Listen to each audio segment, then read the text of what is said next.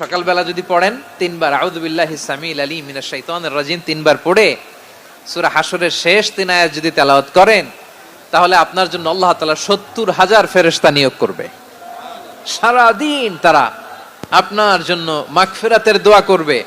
আর ওই দিন ইন্তেকাল করলে আল্লাহ তাআলা শহীদ হিসেবে আপনাকে কিয়ামতের দিন দাঁড় করাবে। সূরা হাশরের শেষ 3 আয়াতের একটা বিশেষ ফজিলত আছে, এটা আপনারা পড়বেন। কি ফজিলত? বিষ্ণু ইসা ইসলাম বলেন, মান ক্বালা হিনা ইউসবিহু সালাসা মাররাতিন আউযু বিল্লাহিস সামিউল আলিম মিনাশ শাইতানির রাজিম সুম্মা ক্বারাআ সালাসা আয়াতিন মিন আখিরি সূরাতিল হাশরি ওয়াক্কালাল্লাহু বিহি ৭০,০০০ মালাকিন ইউসাল্লুনা আলাইহি ওয়া ইন মাতা ফি যালিকাল ইয়াউমি মাতা শাহীদান।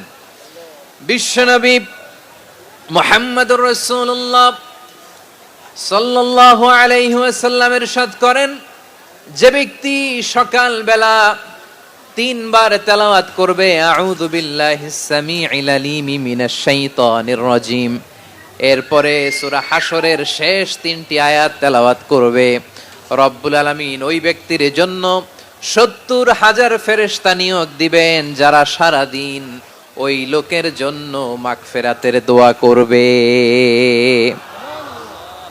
শুধু এখানেই শেষ নয়, বিশ্বনবী ফরমান, ওয়া ইন মাতা ফি যালিকাল ইয়াউমি মাতা শাহীদান, ওই দিন যদি ওই ব্যক্তিটা ইন্তেকাল করে, সে শহীদ হয়ে কিয়ামতের দিন আল্লাহর সামনে দাঁড়াবে।